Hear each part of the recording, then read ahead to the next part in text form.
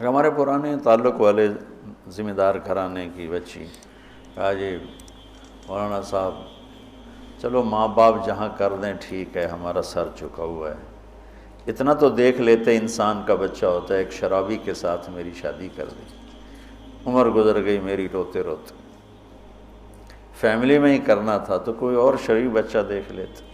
مجھے صرف فون پہ کہا گیا کہ باسی تیری منگنی کر دیتی ہے تو فلانی تاریخ نو تیری شادی، اور وہ شرابی تھا میرا، آج تک وہ شراب پیتا۔ یہ وہ دکھتے ہوئے مسائل ہیں جن کو ہم دین کی روشنی میں دیکھتے ہی نہیں ہیں، اپنے رواج کی روشنی میں دیکھتے ہیں۔ ہمارا رواج کیا ہے، ہمارا دستور کیا ہے، اس پر ہم چلتے ہیں۔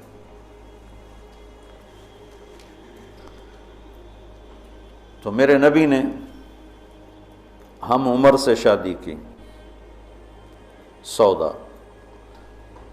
عمر سے بڑی سے شادی کی، خدیجہ، کم عمر سے شادی کی باقی ساری بیگمات، خاص طور پہ حضرت عائشہ، مطلقہ سے شادی کی زینب، بیوہ سے شادی کی خدیجہ، حفصہ، کنواری سے شادی کی عائشہ رضی اللہ تعالیٰ عنہ، مالدار سے شادی کی خدیجہ، غریب سے شادی کی جویریہ، باندھی ہو کر آئی ہیں، ہم سر سے برابری میں شادی کی ام سلمہ، ام حبیبہ، اپنے خاندان میں شادی کی عائشہ، ام حبیبہ، ام سلمہ، یہ حفصہ، یہ قریش ہیں۔ خاندان سے باہر قوم میں شادی کی، جویریہ، میمونہ، قوم سے بھی باہر یہود میں شادی کی، صفیہ رضی اللہ تعالیٰ عنہا۔ یہ کتنی نسبتیں ایک عورت کی بن سکتی ہیں، ان سب میں میرے نبی نے شادی کی۔ اور آپ حیران ہوں گے، اپنی 3 بیٹیاں بنو امیہ کو دیں جن کے ساتھ جانی دشمنی، ابو العاص کو حضرت زینب، ابو العاص بن ربیع بن امیہ بن حرب، اور عثمان بن عفان بنو امیہ، تو پہلے حضرت رقیہ کا کیا، پھر ام کلثوم کا کیا، اور علی اپنے گھر کے تھے، خاندان کے تھے، تو ایک فاطمہ کا رشتہ ان کے ساتھ کیا۔ اور حضرت عثمان کے نکاح میں جب حضرت ام کلثوم کا بھی انتقال ہوا تو آپ نے فرمایا میری 100 بیٹیاں ہوتی اور اس طرح مرتی، 100 کی 100 عثمان کے نکاح میں دیتا۔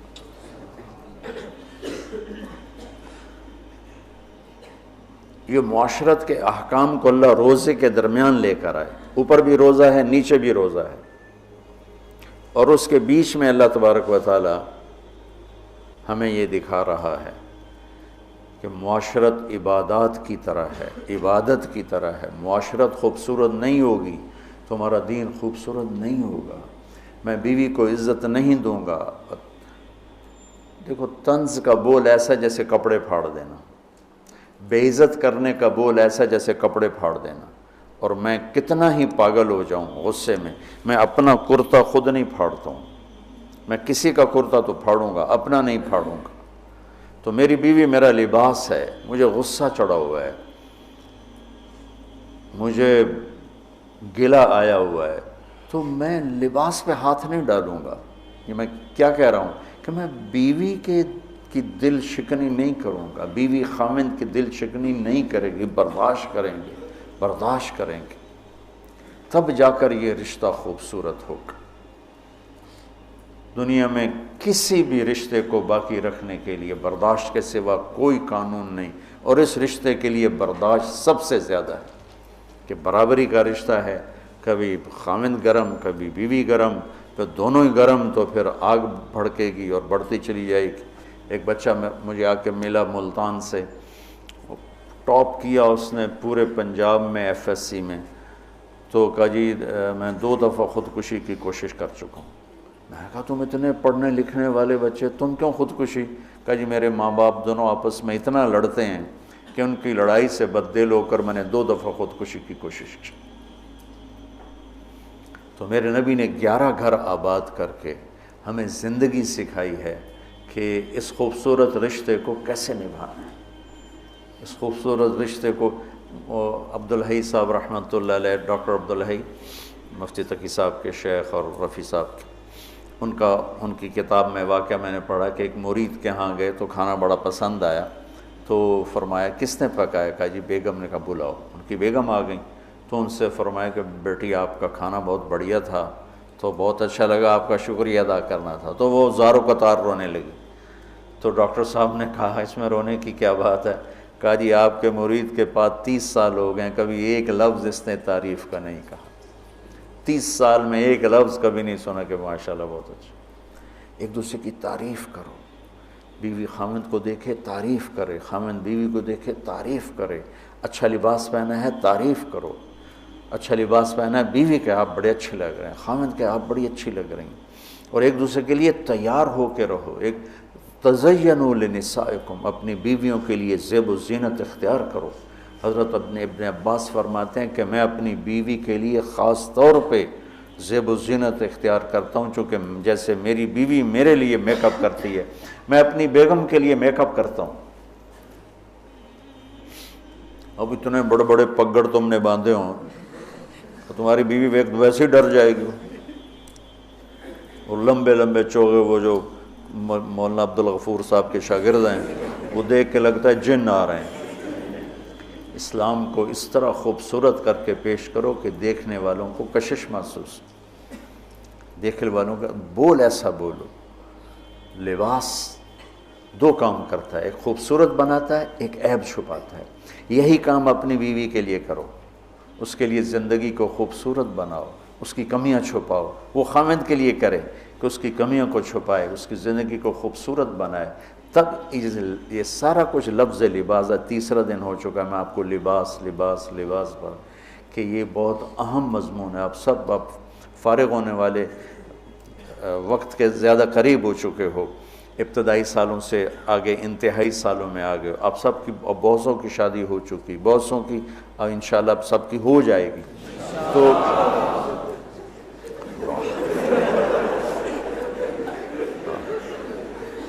مولویوں نے شوق چڑھے ہے شادی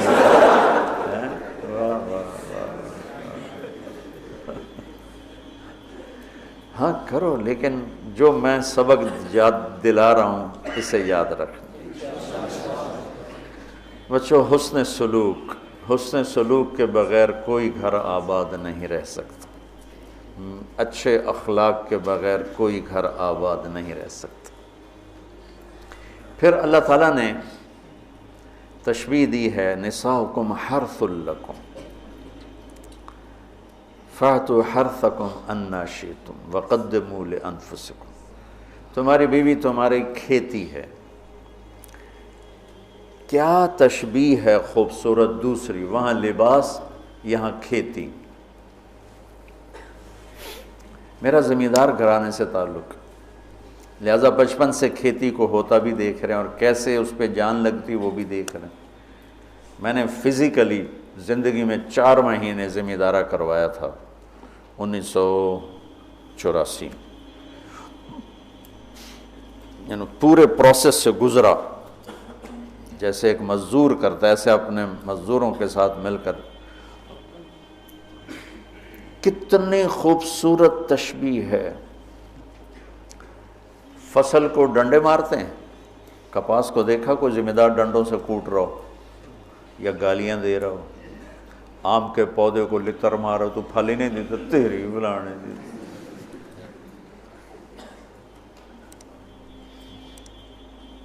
کنوں پہ پھل نہیں لگا تو ڈنڈا اٹھا کے چلا رہا ہو۔ فصل کو کتنے پیار سے پروان چڑھاتے ہیں، جس وقت میں فصل کی جو ضرورت ہوتی ہے کس طرح مہیا کرتے ہیں۔ میں نے وہ 4 مہینے ذمہ دارہ کیوں کیا؟ پچھلے 3 سال ہماری فصلیں سب فیل ہو گئی اور قرضے یہاں تک چڑھ گئے۔ ہمارے پاس کوئی جمع پونجی تاجروں کی طرح تو ہوتی نہیں، یہاں تک چڑھ گئے۔ تو میں نے چھٹی لی رائمنڈ سے 4 مہینے اور اپنا ذمہ دارہ خود سنبھالا کہ مجھے ڈر لگا کہ اگر اس دفعہ بھی ہماری فصل نہ ہوئی تو پھر زمین بیچ کے قرضہ دینا پڑے گا۔ تو 3 سال کے پیچھے قرضے چڑھے ہوئے، تو میرے پاس تو پیسہ ہی نہیں تھا کہ میں کھاد کیسے لوں، سپرے کیسے لوں، جی ڈیزل کیسے لوں۔ لیکن جس وقت کپاس کہتی پانی چاہیے، میری جیب میں پیسہ نہیں، میں بھاگ رہا ہوں، کہیں سے ادھار پکڑ رہا ہوں، کہیں سے کوئی پلاٹ بیچ رہا ہوں، کوئی درخت بیچ رہا ہوں، اور اس کو پانی پلانے کے لیے انتظام کر رہا ہوں۔ وہ کہتے مجھے کھاد چاہیے، تو میں بلاتا فوری طور پہ، یہ ٹالی بیچنی ہے بھائی، ٹالی کا درخت ہوتا ہے نا، ککر بہت زیادہ تھے، میرے والد صاحب کو درختوں کا بڑا شوق تھا، تو بے شمار کھڑے تھے، تو ایک دو بیچے، چلو بھائی کھاد لے آؤ، وہ لے آؤ، سپرے لے آؤ۔ میں نے کسی جگہ یہ نہیں کہا کہ میرے پاس پیسے نہیں تو میں کھاد کیسے لوں، میں سپرے کیسے کروں، نہیں کرتا، نہیں۔ جو میری کپاس نے مانگا میں اس کو دیتا رہا، میں اس کو دیتا رہا، میں اس کو دیتا رہا۔ اور اوپر کھڑے ہو روزہ جون میں 15 ایکڑ میں ٹریکٹر کے ساتھ بھاگتا تھا روزہ رکھ کے۔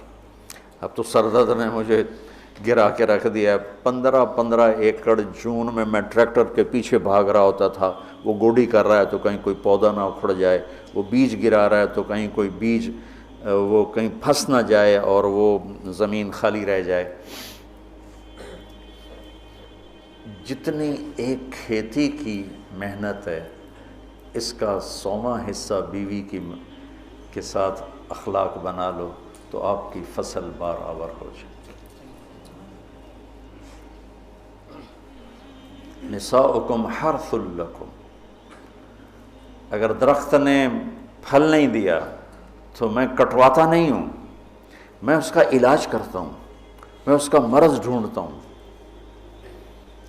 پچھلے سال ایک آم کا پودا پھل نہیں دے رہا تھا، تو مجھے تو اب اتنی سمجھ نہیں، تو میں نے اپنے دوست کو بلایا، میں نے کہا یار ذرا اس کو دیکھو، اس کو کیا مسئلہ ہے، یہ پھل نہیں دے رہا ہے۔ تو اس نے اس کا علاج بتایا کہ اس کا یہ کریں، یہ کریں، یہ کریں۔ تو پھل نہیں دیتی تو میں پریشان ہوتا ہوں، اور میں اس کی خدمت کرتا ہوں، خدمت بڑھاتا ہوں۔ اب اس کو آپ رشتوں پہ اس رشتے پر فٹ کرتے جاؤ کہ بھائی تمہاری بیوی بہت بدتمیز ہے، تو سمجھو درخت ہے، پھل کوئی نہیں۔ تو اب وہ پانی مانگے تم پانی دو، وہ محبت مانگے تم محبت دو، وہ روٹی مانگے تم روٹی دو، وہ لباس مانگے تم لباس دو۔ چونکہ محبت ایک اتنا بڑا جادو ہے کہ ساری دنیا کے جادوؤں کا توڑ موجود ہے، محبت کے جادو کا توڑ کوئی نہیں۔ بادن ہوا کا صبرت ام لم تصبرا وبکاک ان لم یجر دمعک او جرا امر الفؤاد لسانہ وجفونہ فکتمنہ وکفا بجسمک مخبرا۔ محبت کا جادو سر چڑھ کے بولتا ہے۔ پھر کوئی کھیتی ایسی نہیں جس میں گندی جھاڑیاں نہ پیدا ہوتی، دنیا بھر میں پھر کے دیکھ لیا ہے، بڑے بڑے فارم دیکھ لی، کوئی کھیتی ایسی نہیں ہے جس میں گندی جھاڑی نہ پیدا ہوتی ہو، کوئی خامند بیوی کا رشتہ ایسا نہیں ہے جس میں اونچ نیچ نہ ہوتی ہو۔ ہم فصل کو بچاتے ہیں اور گندی جھاڑیوں کو نکالتے ہیں، اور گندی جھاڑیاں خود پیدا ہوتی ہیں اور فصل کو پیدا کرنا پڑتا ہے۔ بد اخلاقی خود آئے گی، اخلاق کو بنانا پڑے گا، غصہ خود آئے گا، ضبط کو بنانا پڑے گا، زبان تیز خود ہوگی، اسے ٹھنڈا کرنا پڑے گا، طبیعت میں نفرت پیدا ہوگی، اسے محبت میں بدل۔ یہ سب گندی جھاڑیاں ہیں۔ خامند اور بیوی کھیتی سے تشبیہ ہے تو زمین کیا ہے؟ دل ہے، اور گندی جھاڑیاں کیا ہیں؟ تانے، بولیاں، نفرت، غصے، مار پٹائی، کبھی خامند کی طرف سے، کبھی لڑکی والوں کی طرف سے، کبھی لڑکے والوں کی طرف سے، کبھی سسرال کی طرف سے، کبھی ساس سسر کی طرف سے، کبھی بھائی بہنوں کی طرف سے۔ ایک بچہ بتا رہا تھا کہ میرا باپ میری ماں کو مارتا تو میرے چاچا بھی آ کے مارنا شروع کر دیتے،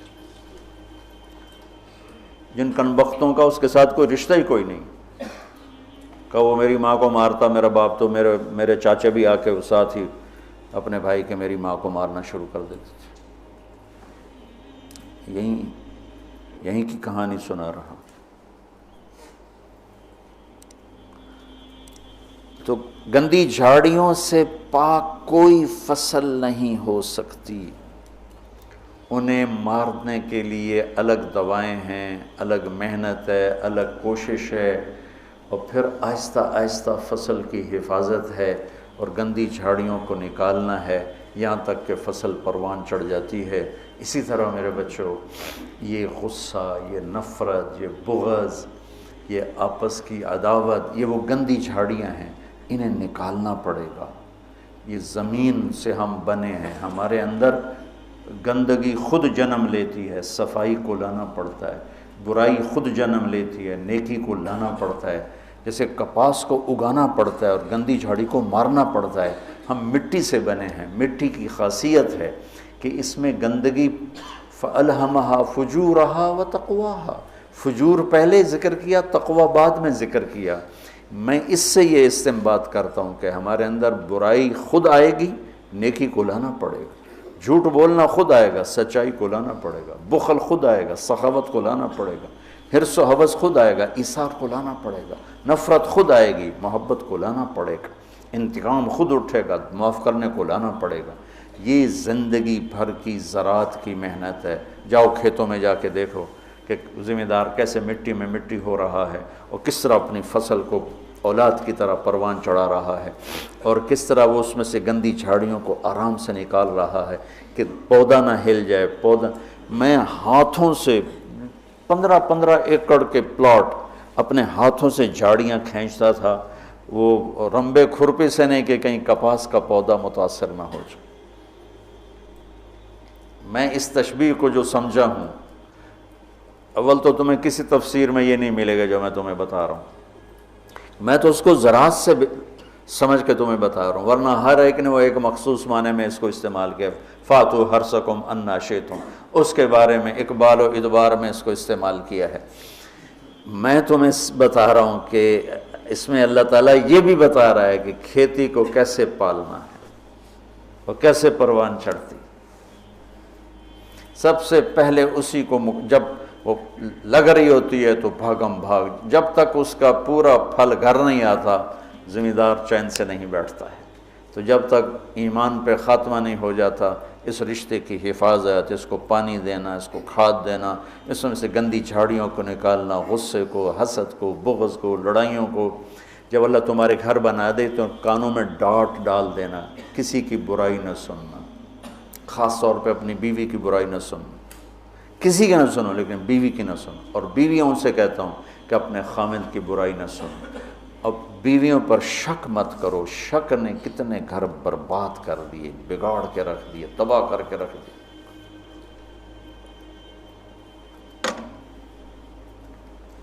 اعتماد کرو. نکاح کا ایک مطلب ہے عورت پر مرد کا اعتماد کرنا.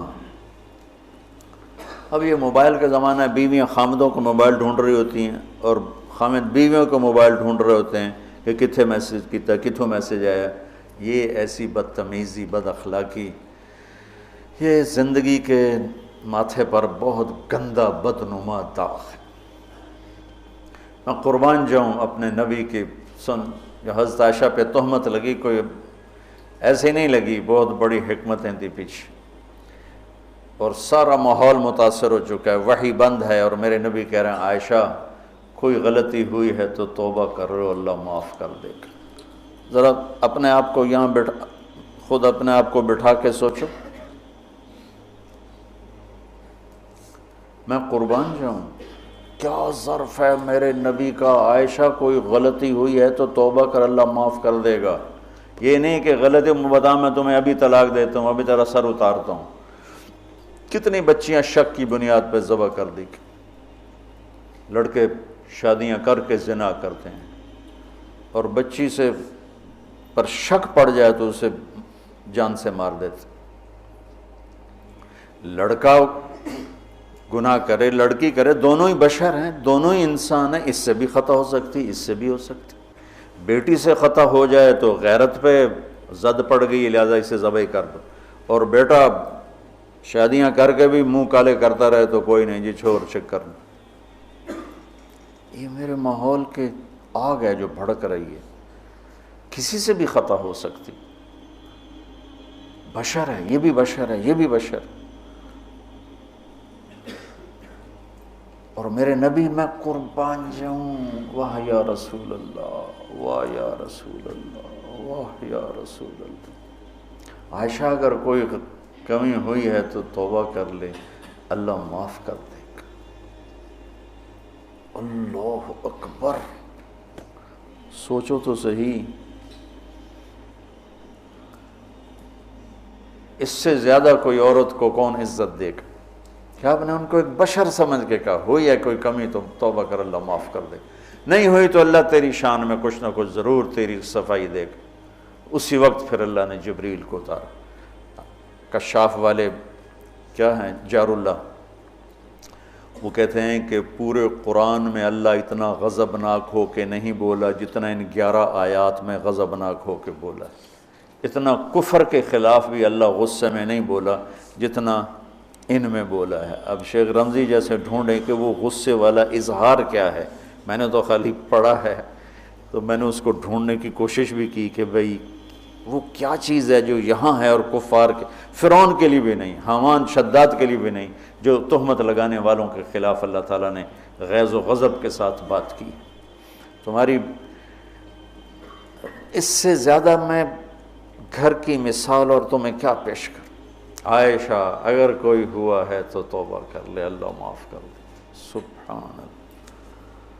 پھر اللہ نے اسی وقت آیت کو اتار دی، تو آپ نے ماتھا پہ پسینہ تھا، مسکرائے، عائشہ مبارک ہو، اللہ نے تجھے بری و ذمہ قرار دے دی۔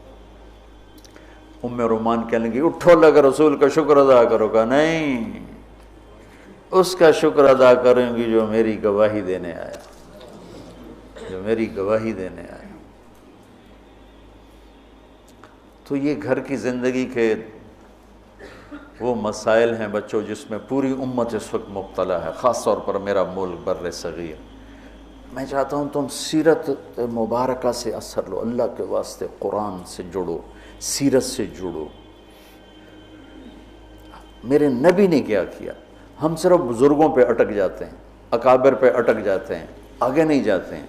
ہمارے اکابر ہمارا سرمایہ ہیں، ہمارے لیے عالم الہدا ہیں، روشنی کے مینار ہیں، ان سے استفادہ کے بغیر ہم جاہل ہیں، لیکن وہ بھی ہماری طرح انسان ہیں۔ نمونہ بننے کے لیے صرف میرے نبی کی ذات ہے، صرف میرے نبی کی ذات ہے، صرف میرے نبی کی ذات۔ سیرت سے جڑو، قرآن سے جڑو۔ پہلا نمبر قرآن ہے، دوسرا نمبر حدیث ہے، تیسرا نمبر فقہ ہے۔ ہم نے الٹا کر دیا، پہلے نمبر پہ فقہ کو لے گئے، دوسرے نمبر پر حدیث بھی فقہی انداز میں، اور قرآن تو جلالین پڑھ کے چھٹی ہو گئی، چلو۔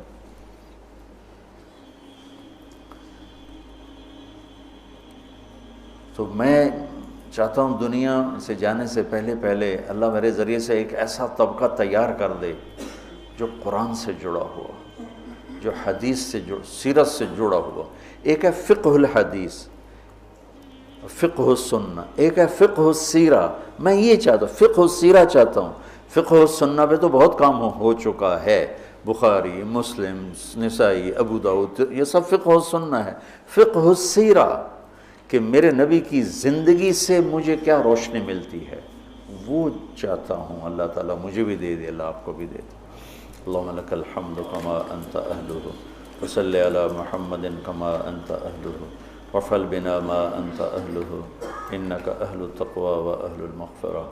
یا اللہ ہمیں قرآن سے جوڑ دے، یا اللہ ہمیں اپنے حبیب سے جوڑ دے، یا اللہ ہمیں سیرت سے جوڑ دے، یا اللہ ہمارا آئیڈیل اپنے نبی کو بنا دے، یا اللہ ہماری ہر ادا سنت میں ڈھال دے، یا اللہ ان بچوں کو قبول فرما، یا اللہ انہیں ہر جگہ جہاں یہ جائیں ہدایت کا ذریعہ بنا، ہدایت کا ذریعہ بنا، ہدایت کا ذریعہ بنا۔ یہ ہمارے شاخیں اور یہ ہمارا مرکز، اس سب کو اپنے فضل و کرم سے قبولیت کا شرف نصیب فرما۔ جتنے دوست شریک مجلس ہیں یا سن رہے ہیں اور ہاتھ اٹھائے ہوئے ہیں، یا اللہ سب سے راضی ہو جا، سب کی دنیا بھی بنا دے، سب کی آخرت بھی بنا دے۔ یا اللہ نہ ہم دنیا کے دکھ سہ سکتے ہیں نہ آخرت کے، ہمیں دنیا کے دکھوں سے بھی بچا، ہمیں آخرت کے دکھوں سے بھی بچا میرے مولا۔ نہ یہاں کا درد سہا جاتا ہے نہ وہاں کا، یہاں کے دردوں سے بچا، وہاں کے دردوں سے بچا میرے مولا۔ ہماری زندگی کا سب سے بہترین حصہ آخری بنا دے، ہمارے اعمال کا سب سے بہترین عمل آخری عمل بنا دے، اور جس دن تیری ملاقات ہو وہ دن ہماری زندگی کا سب سے خوبصورت دن بنا دے۔ یا اللہ تو ہمیں دیکھ کے خوش ہو جائے، ہم تجھے دیکھ کے خوش ہو جائیں۔ یا اللہ تو پوری امت پر آئے ہوئے مصیبتوں کے بادل ہٹا دے۔ یا اللہ پوری دنیا کے فرعونہ کو زیر و زبر فرما دے، پوری دنیا کے شداد حامان قارونوں کو عبرت کا نشان بنا دے، اور پوری دنیا کے انسانوں کے لیے یا اللہ اسلام کا دروازہ کھول دے۔ یا اللہ ہمارے ملک کی حفاظت فرما، اسے فتنوں سے بچا، اندر باہر کے دشمنوں سے حفاظت فرما۔ یا اللہ تو ہماری بھی حفاظت فرما، ہماری نسلوں کی بھی حفاظت فرما۔ یا اللہ ہم سب سے راضی ہو جا، آمین۔